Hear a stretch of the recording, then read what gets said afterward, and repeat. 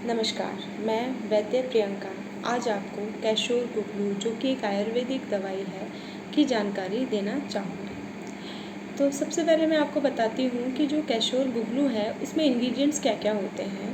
इसके अंदर होता है शुद्ध गुगलू, त्रिफला, त्रिकटु, सौंठ, विडंग, दंती, त्रिवृत और गोदूत। अब इसको हम किस किस बीमारियों में दे सकते हैं, यानी इस दवाई का रोग अधिकार वो क्या है।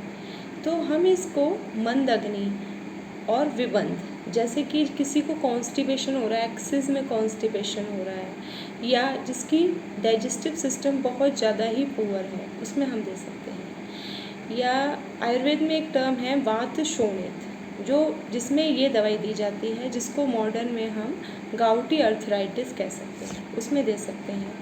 या किसी को डायबिटीज़ है, या डायबिटीज़ कार्बंकल है, या कोल्ड कफ है, या किसी को एब्डोमिनल ट्यूमर है, या कोई स्किन डिसऑर्डर है, लेप्रेसी है, अर्टिकेरिया है, उसमें हम इस दवाई को मंजिष्ठा आदि कषाय के साथ दे सकते हैं।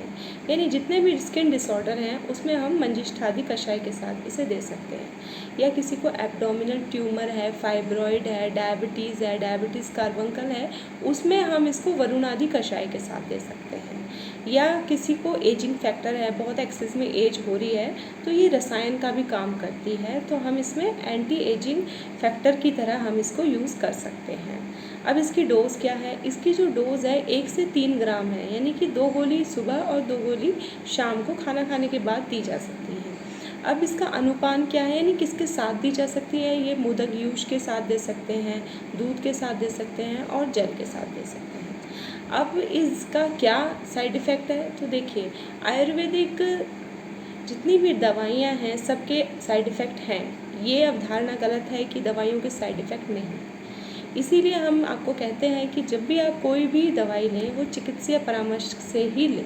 और अगर आप ऐसा नहीं करते हैं तो देखिए आपको क्या क्या हो सकता है। आपको एसिडिटी हो सकती है, आपको हेडेक हो सकता है, आपको नोज़िया हो सकता है, कभी लग रहा है वॉमिटिंग आ रही है, ये हो सकता है आपको। तो इसलिए कोई भी आप दवाई लें चिकित्सीय परामर्श से ही लें।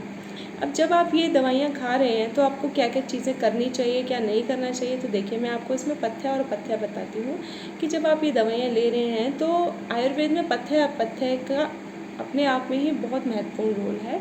तो आप जब ये दवाइयाँ ले रहे हैं तो आपको अपथ्य में मिर्च मसाले या बाहर की जितनी भी चीज़ें हैं, बेकरी आइटम है, जितना भी जंक फूड है वो नहीं लेना है, ठीक है। और आपको क्या नहीं लेना है, आपको अल्कोहल, स्मोकिंग ये सब नहीं करनी है, या एक्सेसिव में आप सन एक्सपोजर कर रहे हैं वो भी नहीं करना है। अब आपको क्या करना है, आप ऐसा कर सकते हैं कि दोनों टाइम पे सलाद लें, दोपहर के टाइम पे आप फ्रूट्स लें, वो भी खाना खाने से पहले, क्योंकि वो अच्छे डाइजेस्ट हो जाते हैं। फिर आप क्या कर सकते हैं इसमें कि आप जो डेली रूटीन में अपनी योगा कर रहे हैं वो करें, और एक्सेस में कुछ भी ना करें। जो भी चीज़ करते हैं एक मेंटेन लेवल में करें, किसी भी चीज़ को एक्सेसिव में ना करें। और शाम के शाम आप हल्का खाना खाएं, जैसे खिचड़ी हो गया, दलिया हो गया, शाम को खाना हल्का खाएं, दोपहर में आप ठीक खाना खा सकते हैं। तो ये जो मैंने वीडियो बनाई है इसके पीछे सिर्फ एक मकसद है कि लोगों में आयुर्वेद के प्रति जागरूकता को बढ़ावा देना। और मुझे आशा है कि आपको ये वीडियो मेरी समझ में आई होगी और आपको एक कैशोर गुगलू जैसी दवाई है इनके बारे में आपकी जो आपकी नॉलेज है वो बड़ी होगी। धन्यवाद।